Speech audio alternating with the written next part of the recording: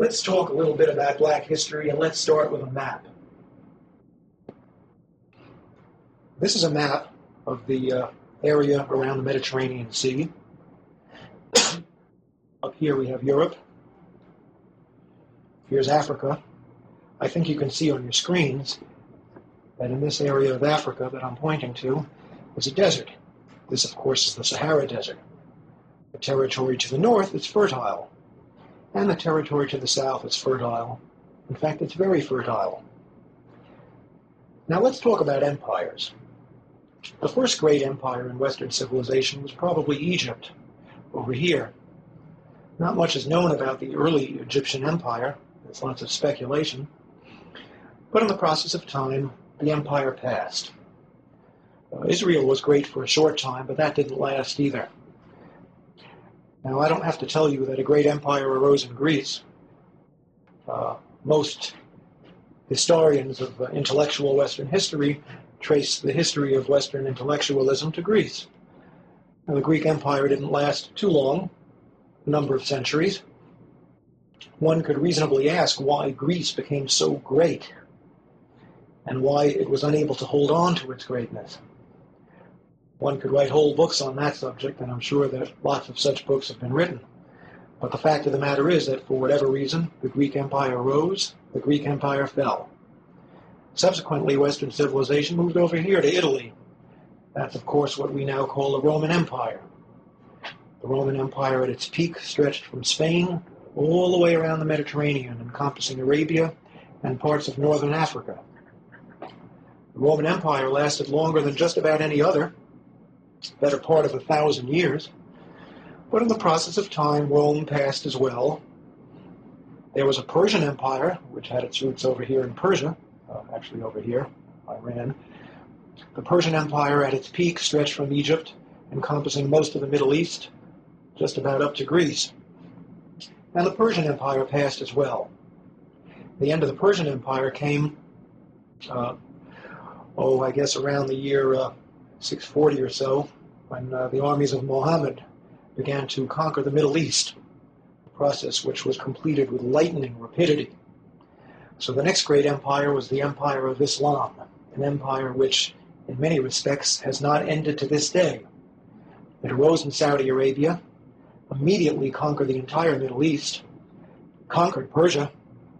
The Persian Empire was Zoroastrian in religion. They got rid of that, replaced it with Islam. They tried desperately to get into Europe at this end and failed, but what they did do was they came across North Africa, and North Africa fell to the Muslims.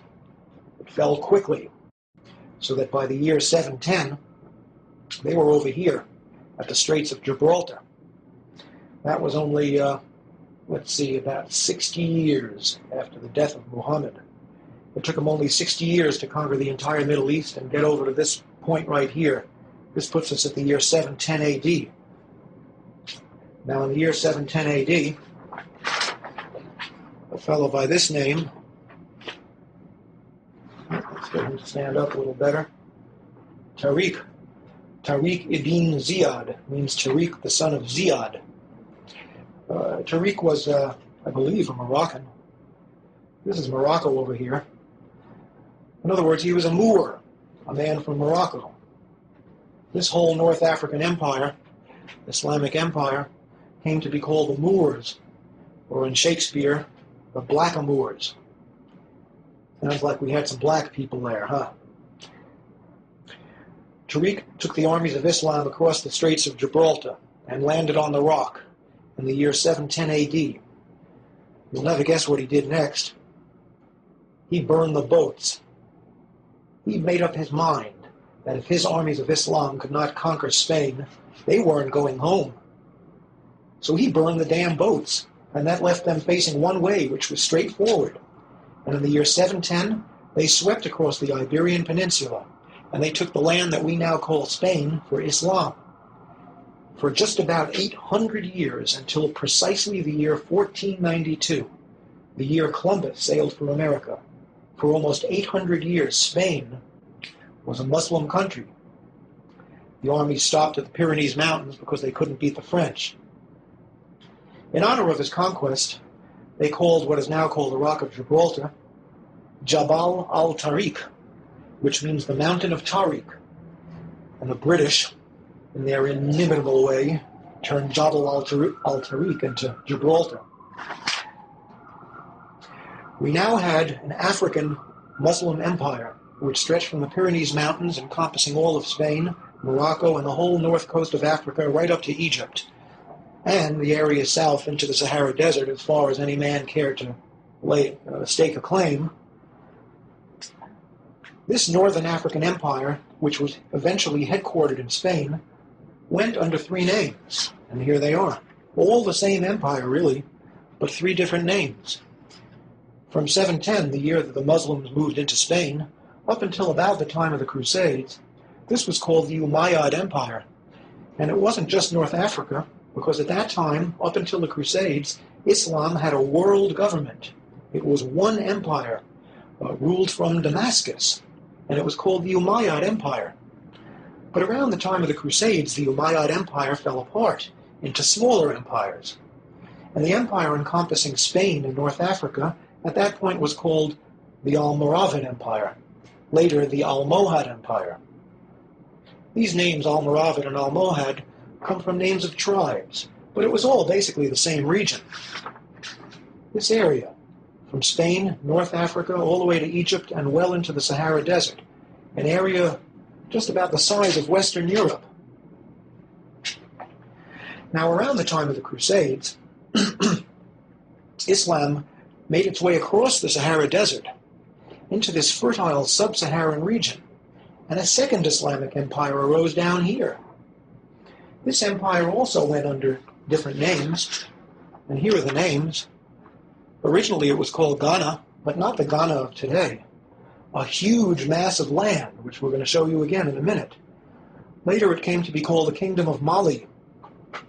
And finally, at around the time of Columbus, it was called the Kingdom of Songhai, Songhai being the name of an African tribe which conquered the territory. Three different names, but all really the same kingdom. A kingdom comprising the area from Senegal over here, all the way across the fertile sub-Saharan region to Chad, and well into the Sahara Desert. Again, an area almost the size of Western Europe. Now, I don't know if you can see it on your screen, but I'm pointing now to a river.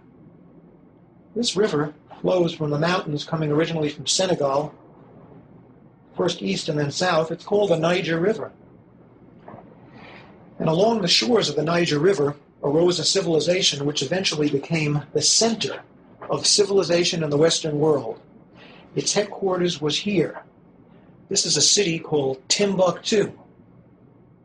To those of you who are not familiar with this history, it might sound a little like a joke. Timbuktu. Timbuktu, at the time that Columbus sailed for America, was the center of Western civilization. Right here in the heart of Africa, on the shores of the Niger River. In other words, this was a city of niggers, some people would like to call them. But they outdid Whitey. Europe at this time was a mess. There was no real civilization to speak of.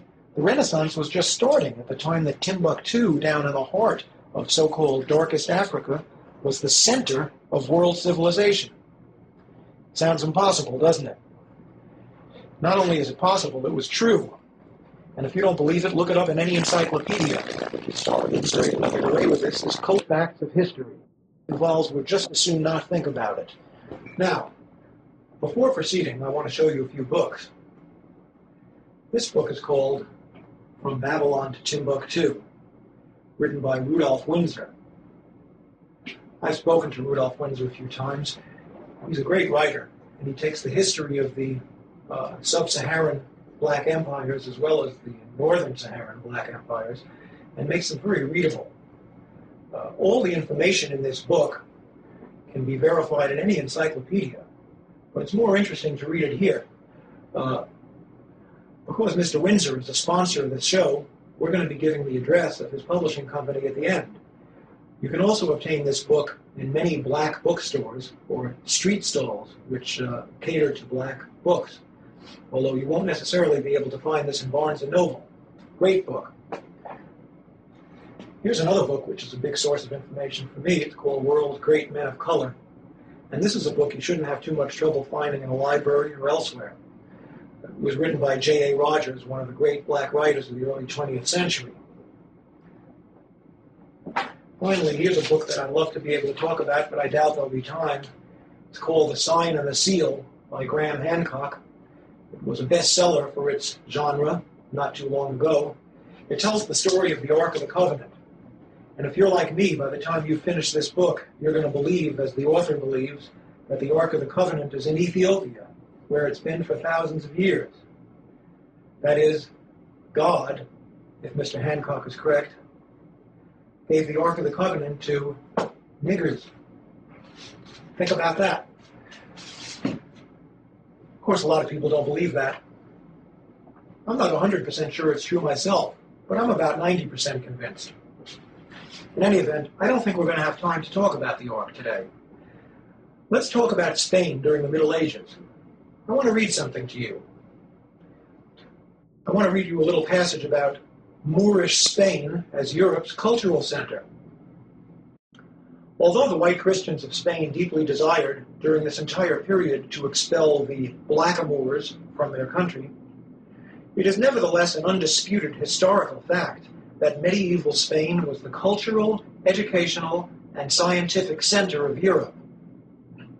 The Moorish kings lived in castles of highly polished marble, with elaborately carved walls and beautiful mosaic floors, while European kings lived in cold, damp castles of unfinished stone, crude by comparison. The streets of Spain's capital city, Córdoba, were well paved and completely illuminated by public lights, at a time when the streets of London were dark and covered with mud. The Moors possessed all the knowledge of ancient Greece, which was lost to Europe until the Renaissance. They made important contributions to philosophy, medicine, mathematics, chemistry, astronomy, and botany. Doesn't sound like such a dark age after all, does it? There were academies for the rich, free schools for the poor, and libraries containing books from all over the world. The Jews of medieval Spain got along famously with the Muslims, and for them the sojourn in that nation is remembered as being the second most glorious period in their history, exceeded only by the glory of the reigns of David and Solomon in ancient Israel. Medieval Spain was the time and place of Maimonides and many of the other great Old Testament scholars, whose works constitute the foundations of modern Jewish thought. Throughout the Middle Ages, the white Christians of Spain endeavored to thrust out the Moors. It took them until 1492 to do that. When Isabella and Ferdinand finally defeated the last Moorish king in Granada, in the same year that they financed Columbus's trip to America, they immediately expelled all Jews who refused to accept Christianity. This is not at all surprising. Since the Jews had actively supported the Moorish conquests, the Christians were not about to take any chances on losing what had taken them 800 years to regain. The day the last Moors and Jews were expelled from Spain was counted as a great day in Spanish history. But was it? It's true that Spain, largely through the strength of its navy, had achieved the status of a world power. But in less than a century, the Spanish Armada was defeated by England, and the nation went into a great decline. Now we're going to ask a very important question. During the Middle Ages, were Spain's Muslim rulers really black? It's almost inevitable that white people who have never been taught black history will ask this question. Were they really black? After all, Moors are kind of Arabic. They're not really Negro, are they? And the answer to the question is that there was more than one race involved. Again, as I told you before, in the beginning, there was the Umayyad dynasty, and they were mainly Arabic, although there were some blacks there. But by about the time of the Crusades, the Umayyad dynasty became soft and complacent, and the forces of Christianity were rising up in Spain and threatening to overthrow Islam. A second dynasty of kings arose, called the Almoravids. They came out of Senegal, which is right in the middle of Africa. That's about as black as you can get. They conquered Spain, and they were the rulers from then until the end. Centuries. There's no question that Spain was ruled by blacks, at least during the latter part of the Middle Ages. The third dynasty, the Almohads, was also a mixed dynasty. The greatest of the Almohad kings was a fellow who they called Al-Mansur, which means the Invincible. His actual name was Yaqub ibn Yusuf, which means Jacob, son of Joseph. Almost like a Jewish name. Al-Mansur arose at a time when the Christian forces were really rearing up and threatening to expel Islam. The Christians put together a huge army of 300,000 men at a place called Alarcos. Al-Mansur called together all the forces of Islam from all across North Africa, all the way to Egypt, and put together an army which beat the Christians at Al-Alarcos in one of the greatest battles in history. Now, Al-Mansur was the son of a man who was described as being of mixed race, but his mother was a full-blooded Negro slave from Senegal or Timbuktu. That makes Al-Mansur at least 75% Negro. And that's about as colored as any black man walking the streets of America today. So the answer to the question is yes, Spain was ruled by blacks during the period when it was indisputably the cultural, scientific, and educational center of Europe, believe it or not. Now, the slightly out-of-focus map on the left-hand side of your screen shows the approximate boundaries of the medieval Great Black Sub-Saharan Kingdom, known variously as Ghana, and then Mali, and later Songhai, all the same kingdom, a rather large kingdom. The yellow color shows the modern nation of Mali, which is, of course, much smaller. And right in the midst of it is a large black arrow showing the location of Timbuktu, the greatest city of that nation. I'd like to read you something about Timbuktu. This kingdom was originally called the Kingdom of Ghana. From about 300 AD up to the time of the Crusades, Ghana was a Jewish nation. This has been documented by the writings of one Eldad the Danite, whose works constitute the main historical source of information for this time or place. So this was a Jewish kingdom. Did you know that there were Jewish kingdoms in Africa? After North Africa was converted to Islam, an immensely lucrative trade developed between Ghana and the Islamic states to the north. In other words, the empire that was centered in Spain, which we talked about. At first, the Ghanans traded gold, then iron, which was used to make weapons. Eventually, they traded grain, which proved to be the most lucrative of all. Shortly after the year 1000 AD, the kings of Ghana converted to Islam. Subsequently, the city of Timbuktu became the center of trade for the entire world, not just Africa. At that time in history, movement of goods across Europe from land was out of the question, because Europe was a collection of warring, barbarian states. So all goods from the East, and that means all goods period, because there weren't nothing being made in the West at that time, all goods from the East were brought to Egypt, where they were loaded onto caravans. The caravan routes all converged at Timbuktu, which, by the 15th century, had become one of the wealthiest cities in the world. From Timbuktu, the goods were transported 1,000 miles to the Atlantic coast, from where they were loaded onto ships bound for Europe. In the 14th century, the University of Sankore was founded at Timbuktu, and this city began to become one of the world's leading centers of academic learning.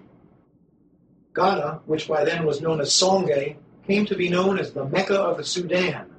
By the year 1500, this empire in the heart of so-called darkest Africa had become the center of the Islamic world, at a time when the Renaissance in Europe had barely begun. The students of Timbuktu were sent out to the great Muslim universities of Spain, North Africa, and Asia, and the learned men of all races and nationalities were paid handsomely to come into Timbuktu to teach. The commodity which came to be the most profitable object of trade in Timbuktu was not gold or silver or grain, but books. It has been written that there were more books in the library of the University of Sankore than in all the libraries of Europe combined. It is also said that the entire body of male free citizens was literate. Leadership and authority were in hands of the learned scholars of the city. There was a legendary 14th century Muslim traveler named Ibn Battuta. He's kind of like the Marco Polo of the Arab world. And this is what Ibn Battuta had to say about Timbuktu, and I quote, The inhabitants had a greater abhorrence of injustice than any other people. Neither the man who travels nor he who stays at home has anything to fear from robbers or men of violence.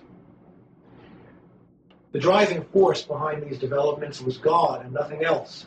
Timbuktu arose as a Jewish empire and blossomed under the banners of Islam. There's no question about what the source of greatness was, not black skin color, but God. So maybe you're starting to understand what I mean when I say, whoever you thought you were, you're a Jew. We're out of time now. Please tune in next week when we're going to talk about the relationship between God and enlightenment. Are there two different ultimate realities, or are these two the same? Or maybe they're both wrong. If you want to know the answer to the question, tune in next week and find out. Thank you, and goodbye.